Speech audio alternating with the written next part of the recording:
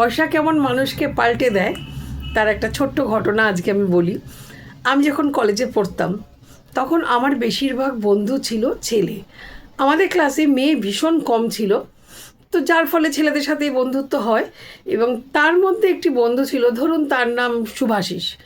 তো ওর মতো মজা ভীষণ কম মানুষই করতে পারতো। ভীষণ হই হুল্লোড় করে আমাদের সাথেও সময় কাটাতো, আমরা ওকে ভীষণ ভালোবাসতাম। তো বছর 20 পরে যখন সব বন্ধুদের সাথে আস্তে আস্তে দেখা হয়, তখন আমি একটি বন্ধুকে বলি, চল শুভাশিসের বাড়ি যাই। তো বলল, হ্যাঁ এরকম ব্রহ্মপুরে তোর বাড়ি, চল তুই আর আমি খুঁজে বার করব। তো আমরা তো প্রচণ্ড উৎসাহ নিয়ে আমি আর আমার বন্ধু দুজনে ওর বাইকে করে আমি গেলাম।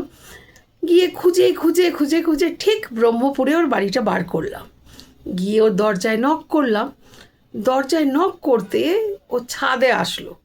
আমরা ভাবলাম বলবে, কিরে এসেছিস, উড়িয়ে বাবা কতদিন পর দেখা।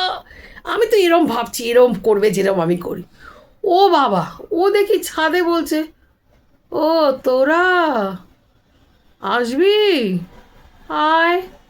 আমার তো মাথায় হাত, 20-25 বছর পর দেখা, তার না আছে উৎসাহ না আছে কিছু।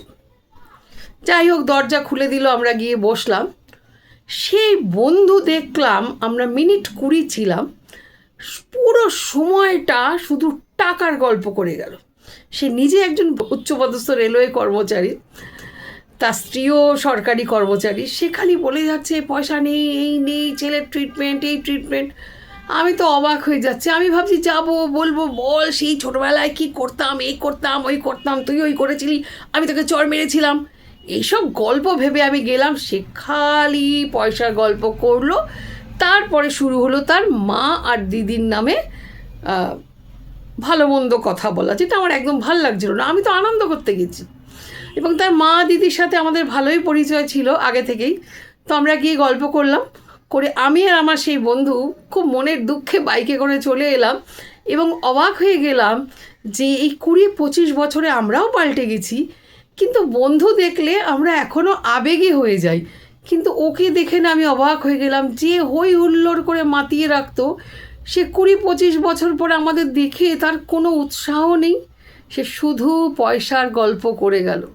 তো বন্ধুত্বের মাঝে যদি শুধু পয়সাটাই চলে আসে, সেই বন্ধুত্বের তো আর কোনো অর্থ থাকে না। তাই তার সাথে আর পরবর্তীকালে আর যোগাযোগ আমরা কেউ রাখিনি। আপনারা যারা ভিডিওটি দেখবেন তারা অবশ্যই কমেন্ট করে জানাবেন যে আপনাদের বন্ধুত্ব কতদিন ধরে চলছে। আমার যেমন 39 ইয়ার্স।